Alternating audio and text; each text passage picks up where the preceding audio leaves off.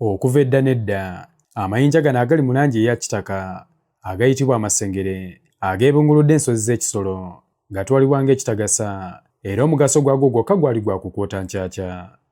Ebiseera bwe byagenda byekulungulula, abantu b'omu nsozi z'Ekisoro baatandika okugasigula nga bagatuuma emiteeko basobole okufuna ettaka aw'okulimira obummonde. Bangi tebaakirowooza nti amasengere gano agakolibwa okuva ku buguma kw'enjazi ebuziba olusozi Virunga gayinza okufuuka ekyomuwendo. Babu Mbonyo, omutuuze w'omu kitundu, amayinja ge yakulaazanyisa era ng'agalabanga gatalina makulu kati gamufudde omuloodi ng'enjogera y'ensangi zino kubanga yagazuulamu ekyama nga kati agongerako omuwendo n'agatunda.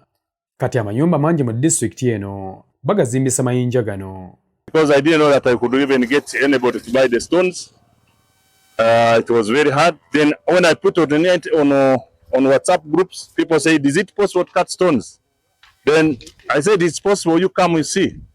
So that's when I started getting customers.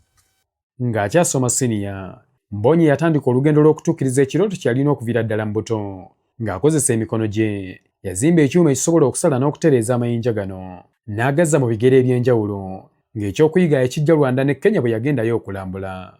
Then when I went to Kenya, on Mount Kenya, I saw people cutting stones from stones because they have volcanic stones. They cut volcanic stones to pavers, tiles, and other things. So I picked interest. 2023, I started fabricating the machine.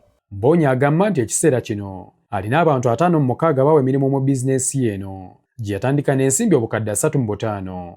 Kati ono ayagala gavumenti emusindikemu omukono okugaziya omulimu guno gusobole okutaasa bannaabalala bangi. For me, I'm using it locally. I did my local fabricated machines. I know there are people in China, in America who have machines where we can use machines for automation. Because me, these ones I produce little. I need quantity and quality. Tusaba government etuyambe batuterewo funding gye twagala batuwe ebyuma. Ng'akozesa amayinja gano, Mbonyi afulumya bizimbisibwa muli tayiro ne pavers ebyettanirwa ennyo abazimbi mu kitundu kino n'ebitundu ebirala ebyetooloddewo. Wabula alina bingi ebimusoomooza mu mulimu guno. The challenge I have is power, electricity. Sometimes they say I'm going to start because I have orders, and maybe tomorrow you expect the power to be there. The people come to work, especially the casual laborers, you pay them the money, but the power doesn't come. Omubaka wa Parliament ow'essaza ly'e Bukimbiri Eddie Kwizera agamba nti disitulikiti eno erimu ebyobugagga eby'omu ttaka bingi nti kyokka terina bikozesebwa bimala okusobola okubiganyulwamu. To attract investors, you need good infrastructure and good electricity.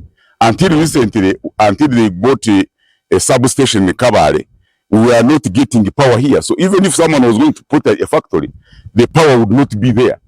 Singa eweebwa obuwagizi obutuufu, disitulikiti y'Ekisoro esobola okufuuka entabiro ebikozesebwa okuva mu mayinja n'emirimu naddala mu bavubuka ne gyongera okutondebwa.